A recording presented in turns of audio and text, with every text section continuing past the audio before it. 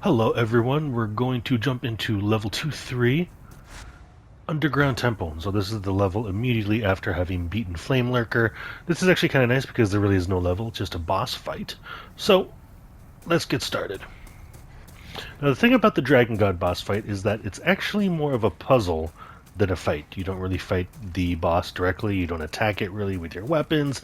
It's all about figuring out what you need to do. And in this case, it's about making your way to these two big ballista, activating each one so it attacks the Dragon God, and then having going to a location to attack a sort of spot that it's vulnerable on once you do activate these two ballista. But the difficult part is that in the arena, this enormous monster is basically looking for you the entire time, and once he spots you, he's going to aggro on you, and 99% of the time, kill you with one hit. So it's figuring out how you're going to get through this thing, not get spotted, not get smashed, activate these ballista, and then take down the boss. So the thing that is pretty helpful to have is the Thief Ring. It's going to make you less detectable, and it's going to make the Dragon God lose aggro on you faster once he does. Let's go in and take a look.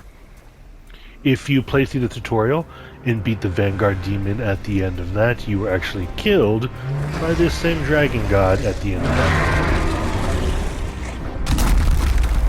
Now if we run in here and hide behind this pillar, let's hide right here. You'll notice that your path is obstructed by these pillars and this debris. Two things can go on right now. If you're a magic user, you can literally just sit back here, chuck some spells at it, and eventually it'll break. The only thing that really costs you is magic points and spice.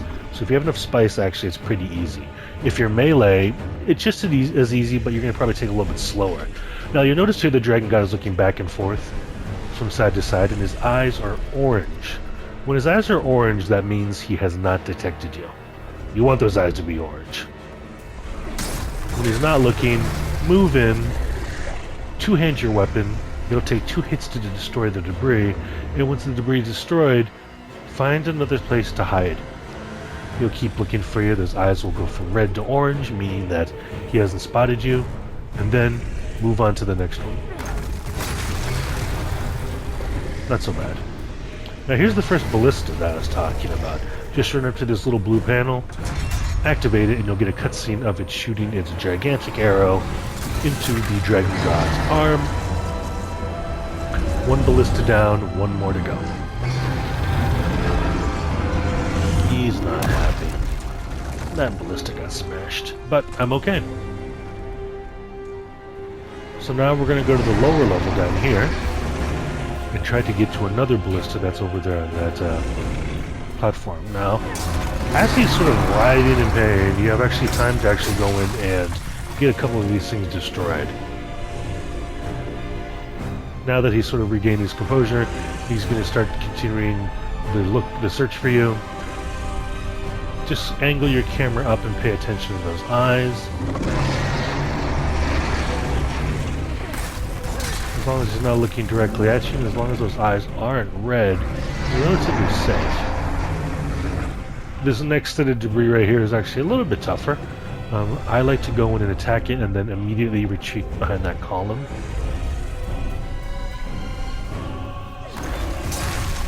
Because, since it's a little bit out of the way of the column, if you try to make a run for it, you're probably going to get spotted.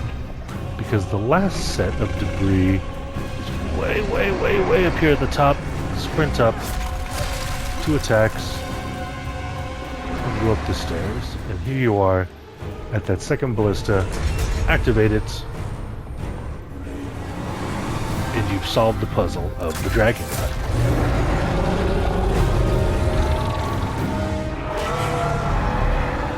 Now with both arms skewered by these giant arrows, the Dragon God is down and vulnerable. That horn sticking out of his chin is the spot you're going to need to attack. There is a trophy associated with this, that those Hands of God I picked up before Flame Lurker. If you equip at least one of them, and you make the final killing blow on the Dragon God with one of those Hands of God, you'll get a trophy. I've already got the trophy, so I'm not going to do it. But what you do is just make your way down here, and actually be careful, because As the guy's sitting here breathing out, see how that glow is coming out of his mouth, that heat? That can actually hurt you, and if you're not careful, it can actually kill you.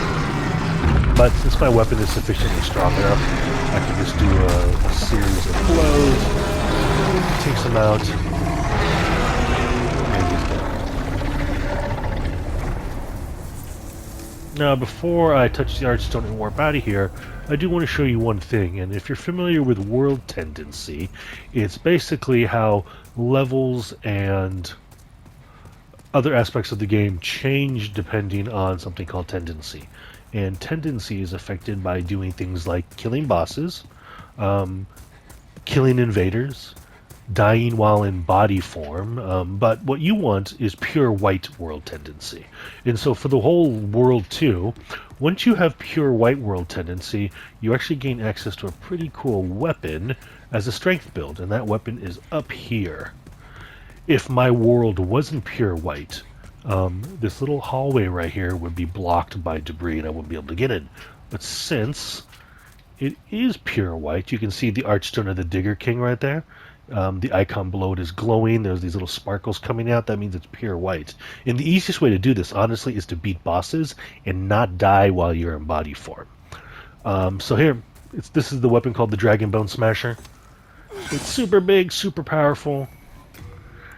I actually don't have the stats to wield it because I don't have the strength, but it's only accessible in this level when you have world tendency at pure white. You can even see it's so heavy that it's I fat roll, my body's slouched, so I'm going to get rid of it. A lot of the worlds actually have specific events for both pure white tendency for your world and pure black. So always be on the lookout for those kinds of things. A lot of times they give you access to exclusive items, rings, weapons, or what have you, so it's a pretty useful thing to keep in mind. What a lot of players do is, to avoid pushing your world to pure black, they'll beat a boss, get their body form back, and then they'll go to the Nexus and kill themselves by jumping off a ledge. And then they'll go through and play a level, because when you're in soul form, which is the form after you die in human form, if you die in a level, your world tendency won't go down. So it's a pretty safe way to play the game. But anyways, I'm going to touch the Archstone, I'm going to get a pure Dragon Stone and the Dragon Demon Soul for completing this level, and that actually concludes all the levels for World 2. So, thanks for watching.